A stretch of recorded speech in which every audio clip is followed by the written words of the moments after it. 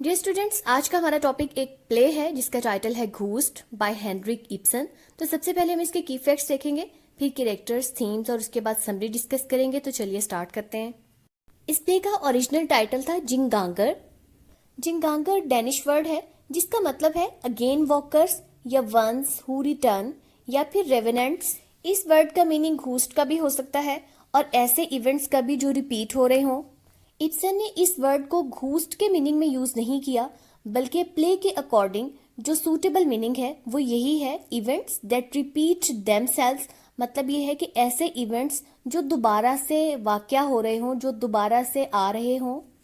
यही वजह है कि जब विलियम आर्चर ने इस प्ले को ट्रांसलेट किया और इसका टाइटल घूस्ट रखा तो इस चीज़ को इब्सन ने डिसलाइक किया। रिटन बाय हेनरिक इब्सन, ये नॉर्वेजियन प्ले राइट है। 1828 में पैदा हुए और 1906 में इनकी डेथ हुई। इन्हें फादर ऑफ रियलिज्म भी कहा जाता है। थिएटर में मॉडर्निज्म को इन्होंने ही इंट्रोड्यूस करवाया और अगर कहा जाए कि शेक्सपियर के बाद इब्सन ने ड्रामा को रिवाइव किया तो ये गलत नहीं होगा। रिटन एंड पब्लिश्ड इन 1881, ये प्ले 1881 में लिखा गया और पब्लिश भी इसी ईयर में हुआ, लेकिन डेट प्रीमियर जो है वो 20 मई 1882 है। Place premiere Aurora Turner Hall in Chicago, Illinois. Original language Danish. Henrik Ibsen Norwegian playwright थे, तो उन्होंने ये प्ले डैनिश लैंग्वेज में लिखा था। बाद में इसे इंग्लिश में ट्रांसलेट किया गया और बहुत सी दूसरी लैंग्वेजेस में ट्रांसलेट हुआ। सब्जेक्ट है morality. Genre naturalistic play, realistic और प्रॉब्लम प्ले।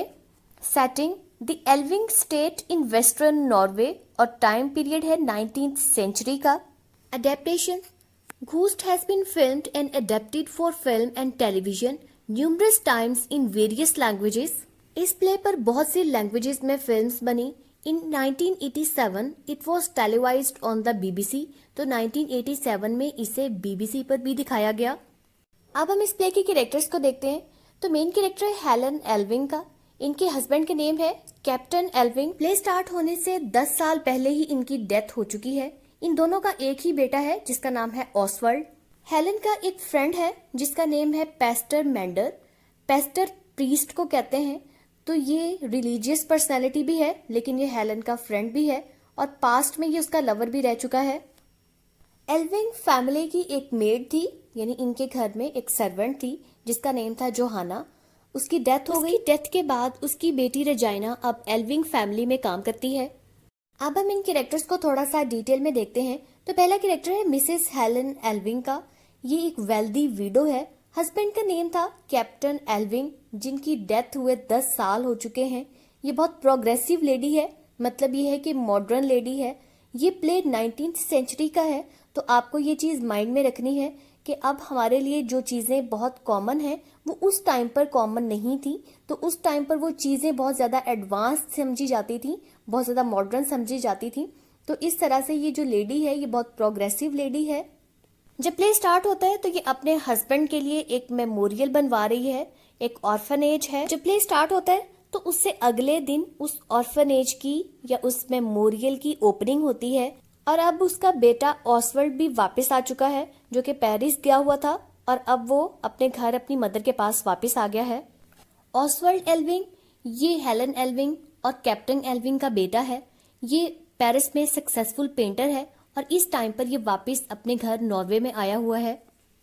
इसकी एज 20s में है, हैंडसम और अट्रैक्टिव है। पेस्टर मेंडर्स ये हेलन एल्विंग का ओल्ड फ्रेंड है। ये पेस्टर मीन्स प्रीस्ट है। पास्ट में ये हेलन को पसंद करता था, लेकिन इसकी शादी नहीं हुई और एक टाइम ऐसा आया जब हेलन अपने हस्बैंड से सेपरेट होना चाहती थी, सेपरेशन चाहती थी। तो उस टाइम पर मेंडर्स ने उसे समझाया और वापस उसके हस्बैंड के पास भेजा। ये बहुत ज़्यादा रिलीजियस मैन है, प्रिंसिपल्ड और जजमेंटल भी है और इस टाइम पर हेलन जो ऑर्फनेज बना रही है ये उसमें उसकी फाइनेंशियल सपोर्ट भी करता है। जेकब एंगस्ट्रेंड ये रजाइना का फादर है और जोहाना का हस्बैंड है। जोहाना की इस टाइम पर डेथ हो चुकी है। ये उसका हस्बैंड है और रजाइना का फादर भी है, लेकिन ये उसका एक्चुअल फादर नहीं है। ये ट्रूथ स्टोरी में लास्ट में जाके हमें पता चलती है। एंगस्टन कारपेंटर का काम करता है और ये मिसेस हेलन की ऑर्फनेज बनाने में हेल्प कर रहा है। यानी उनके ऑर्फनेज में ये इस टाइम पे काम कर रहा है। नेक्स्ट कैरेक्टर है रेजाइना। ये मिसेस हेलन के घर में काम करती है। इसकी मदर जोहाना भी यहाँ पे काम करती होती है। ये ऑसवर्ल्ड की हाफ सिस्टर है और इसका रियल फादर कैप्टन एल्विंग था। ये बात रेजाइना को प्ले के एंड में जाके पता चलती है। तो इस टाइम पे ये एंगस्ट्रैंड को ही अपना फादर समझती है, लेकिन ये उसे बिल्कुल भी पसंद नहीं करती क्योंकि वो अल्कोहलिक होता है और उसके साथ साथ वो कारपेंटर है। तो इस वजह से ये अपने फादर को यानी एंगस्ट्रैंड को नापसंद करती है। कैप्टन एल्विंग और जोहाना ये दो कैरेक्टर्स हैं जो पूरे प्ले में हमारे सामने नहीं आते क्योंकि इनकी ऑलरेडी डेथ हो चुकी है प्ले स्टार्ट होने से पहले ही। तो पहला कैरेक्टर जो है वो कैप्टन एल्विंग है, यानी हेलन एल्विंग का हस्बैंड और ऑसवर्ल्ड का फादर। और उसके साथ साथ ये रेजाइना का फादर भी है क्योंकि जोहाना जब इनके घर पर काम करती थी तो उस टाइम कैप्टन एल्विंग का जोहाना के साथ अफेयर था, जिसकी वजह से रेजाइना पैदा हुई।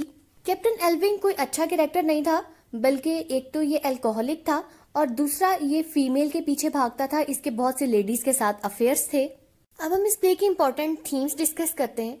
तो इस प्ले की मोस्ट इंपॉर्टेंट थीम है मोरालिटी एंड ड्यूटी। मोरालिटी और ड्यूटी किस तरह से इसकी थीम है?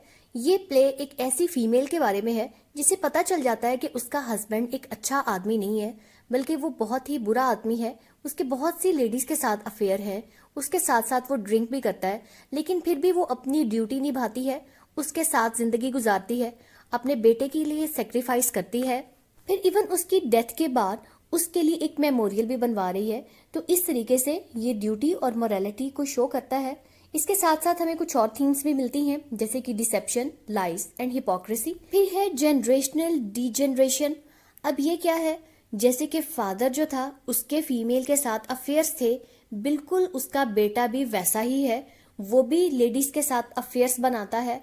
अब इनके घर में जो जोहाना मेड थी उसके साथ कैप्टन एल्विंग का अफेयर था। अब जोहाना की बेटी रेजाइना इनके घर में काम कर रही है, तो रेजाइना के साथ ऑसवर्ल्ड का अफेयर चल पड़ता है। तो इस तरीके से ये जो डी जनरेशन है ये जनरेशनल है, मतलब हर जनरेशन से दूसरी जनरेशन में आ रही है। और उसके बाद लास्ट थीम है रेप्यूटेशन।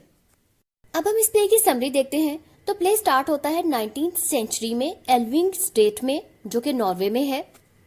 टाइम है मॉर्निंग का और इस टाइम पर एक हैवी ड्रिंकर और कारपेंटर जिसका नाम है एंगस्ट्रैंड, वो अपनी बेटी रेजाइना से मिलने के लिए एल्विंग स्टेट में आया हुआ है और वो चाहता है कि रेजाइना उसके साथ जाए और वो एक कारपेंटर का काम छोड़कर एक नया काम शुरू करना चाहता है और वो काम है होटल का।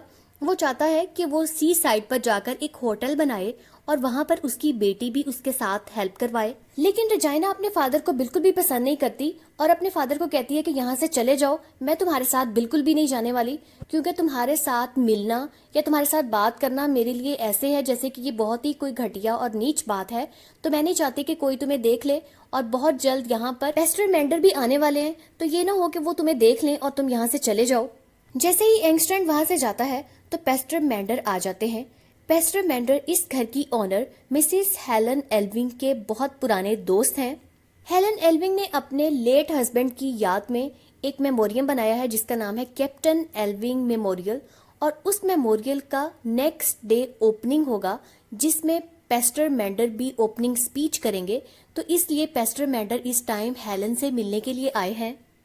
मिसेस हेलन और पेस्टर मेंडर दोनों बैठकर बातें करते हैं और नेक्स्ट डे जो ओपनिंग होनी है उसके बारे में ये डिस्कशन करते हैं। पेस्टर मेंडर हेलन को मना कर देते हैं कि वो ऑर्फनेज की इंश्योरेंस ना करवाए, क्योंकि इंश्योरेंस करवाने का मतलब ये है कि इंसान को गॉड पर ट्रस्ट नहीं है, इसी वजह से वो इंश्योरेंस करवा रहा है। तो हेलन बहुत ज्यादा ब्रॉड माइंडेड लेडी है, लेकिन वो उसकी बात को एक्सेप्ट कर लेती है। मिसेस हेलन का बेटा भी पेरिस से वापस आया हुआ है। ऑसवर्ल्ड अपस्टेयर्स पर रेस्ट कर रहा होता है। थोड़ी देर में ये नीचे आता है और पेस्टर मेंडर से मिलता है। पेस्टर मेंडर उसे देखकर बहुत ज्यादा हैरान होते हैं कि ये इतना बड़ा हो गया है, और फिर ये हेलन के साथ नाराज भी होते हैं कि हेलन ने अपने बेटे को इतनी दूर पेरिस भेजा हुआ है, क्योंकि बच्चों के लिए यही बेहतर होता है कि वो अपने पेरेंट्स के पास रहें। ऑसवर्ल्ड मेंडर्स को बताता है कि पेरिस में वो एक पेंटर है, आर्टिस्ट का काम करता है। तो पेस्टर मेंडर को उसकी ये बात अच्छी नहीं लगती, क्योंकि उस टाइम पर पेंटर्स को, आर्टिस्ट को अच्छा नहीं समझा जाता था। पेस्टर मेंडर को हेलन के घर में कुछ प्रोग्रेसिव और बोल्ड बुक्स पढ़ी हुई नजर आती हैं, तो वो उसके साथ बहुत ज्यादा नाराज होते हैं और कहते हैं कि तुमने इस तरह की बुक्स क्यों पढ़नी शुरू कर दी हैं।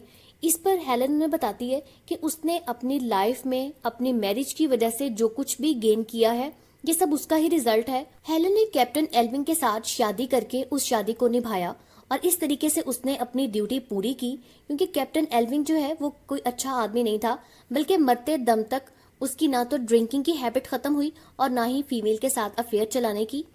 शादी के शुरू में जब हेलन को पता चलता है कि उसका हस्बैंड एक अच्छा आदमी नहीं है, तो उसे छोड़कर पेस्टर मेंडर के पास चली जाती है। लेकिन पेस्टर मेंडर भी अपनी ड्यूटी पूरी करता है। वो हेलन को समझाता है कि हस्बैंड को चेंज करना, उसका ख्याल करना तुम्हारा ही काम है।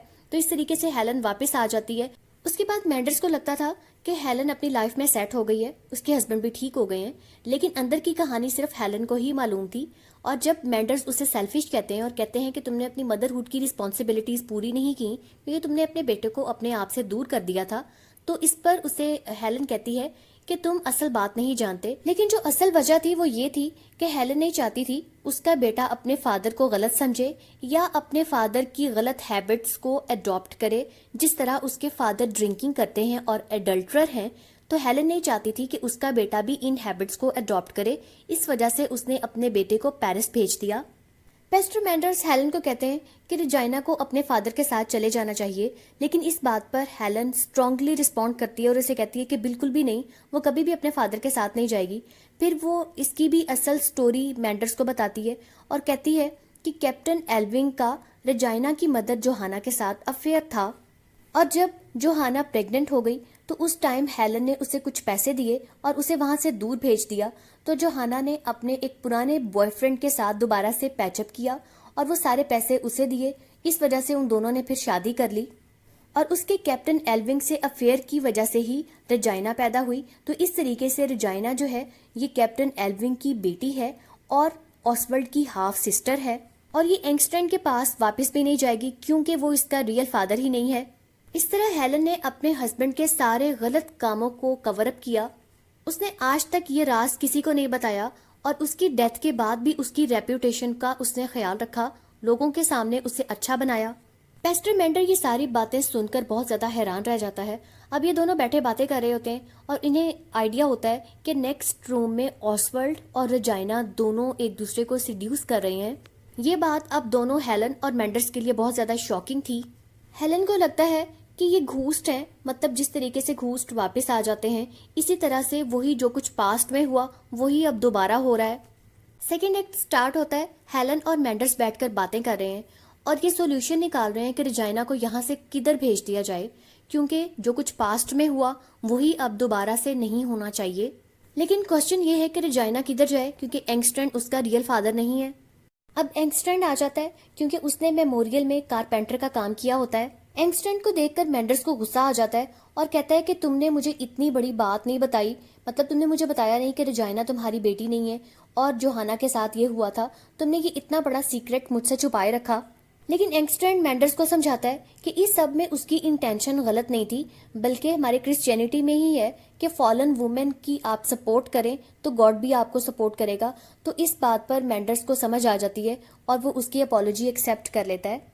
जब मेंडर्स और एंगस्ट्रेंड वहां से चले जाते हैं तो ऑसवर्ल्ड अपनी मदर के पास आता है, अपनी मदर को बताता है कि उसे बाय बर्थ ही एक बहुत बड़ी बीमारी है, सिफिलिस उस बीमारी का नाम है। बेसिकली ये एक सेक्सुअल डिजीज है। फिर वो कहता है कि वो चाहता है कि वो यहाँ से चला जाए और रेजाइना को भी अपने साथ ले जाए, लेकिन इस बात पर हेलन शॉक्ड रह जाती है। ऑसवर्ल्ड जब बार बार इंसिस्ट करता है कि वो रेजाइना के साथ ही रहना चाहता है तो उस पर हेलन उसे रियलिटी बताने ही लगती है कि उसी टाइम ही पेस्टर मेंडर भी आ जाते हैं और सामने उनकी नजर पड़ती है तो ऑर्फनेज जो होता है वो पूरा जल रहा होता है, वहां से आग के शोले निकल रहे होते हैं। एक्ट 3 स्टार्ट होता है। अब ऑर्फनेज जो है वो पूरा जल चुका है। नेक्स्ट डे उसकी ओपनिंग होती है, लेकिन उससे पहले ही ऑर्फनेज जल जाता है।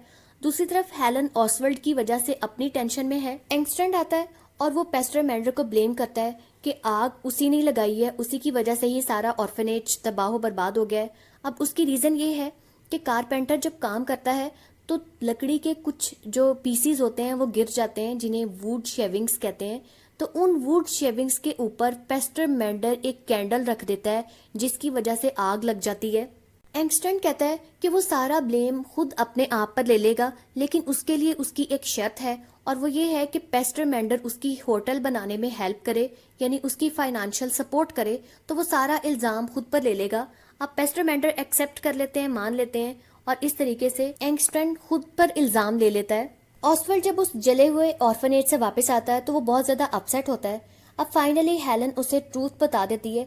उसे कहती है कि तुम अपने आप को ब्लेम मत करो, क्योंकि तुम्हारे अंदर ये जो बीमारी है ये तुम्हारे फादर से तुम्हें ट्रांसफर हुई है और ये बाय बर्थ आई है। इसमें तुम्हारा कोई भी कसूर नहीं है, बल्कि इसकी वजह तुम्हारे फादर की डिबॉचरी है। इसके साथ वो रजाइना के बारे में भी बता देती हैं कि वो तुम्हारी हाफ सिस्टर है, और रजाइना को भी ट्रूथ बता देती हैं कि ऑसवर्ल्ड तुम्हारा हाफ ब्रदर है। रजाइना को ये सच सुनकर बहुत गुस्सा आता है और वो अपने फादर एंगस्ट्रैंड के पास चली जाती है। अब ऑसवर्ल्ड को देखने के लिए उसके पास सिर्फ उसकी मदर ही रह गई है, क्योंकि पहले ऑसवर्ल्ड को लगता था कि रजाइना उसका ख्याल रखेगी, जब उसे जरूरत पड़ेगी तब वो उसकी हेल्प करेगी, उसकी बीमारी में उसका साथ देगी। लेकिन अब रजाइना जा चुकी है और उसके पास सिर्फ उसकी मदर है जो उसका ख्याल रखेंगी। ऑसवर्ल्ड अपनी मदर को 12 मोर्फिन पिल्स देता है और कहता है कि उसने ये संभाल कर रखी हुई हैं, जब कभी भी उसकी तबीयत ज्यादा खराब हुई, उसकी हालत ज्यादा खराब हुई, उस टाइम पर उसे इनकी एक साथ सारी डोज दे दी जाए। हेलन पहले तो मानती नहीं है, लेकिन फिर वो कहती है कि अच्छा चलो, अगर बहुत ज्यादा जरूरत पड़ी तभी मैं तुम्हें ये सारी मोर्फिन पिल्स एक साथ दे दूंगी। उसकी थोड़ी देर बाद ही ऑसवर्ल्ड की कंडीशन बहुत ज्यादा बुरी हो जाती है और हेलन के पास अब पिल्स हैं और वो अपने पैरालाइज्ड बेटे की तरफ देख रही है और सोच रही है कि वो ये पिल्स अपने बेटे को दे दे, उसे मार दे, या फिर उसे इसी तरीके से ही पैरालाइज रहने दे। और यहीं पर ही प्ले एंड हो जाता है। व्यूअर्स, ये थी कंप्लीट समरी। आई होप आपको बहुत अच्छे से समझ आई होगी। मेरे चैनल को सब्सक्राइब करना आपने बिल्कुल नहीं भूलना। मेरी वीडियो को आपने लाइक और शेयर भी जरूर करना है। Thank you for watching.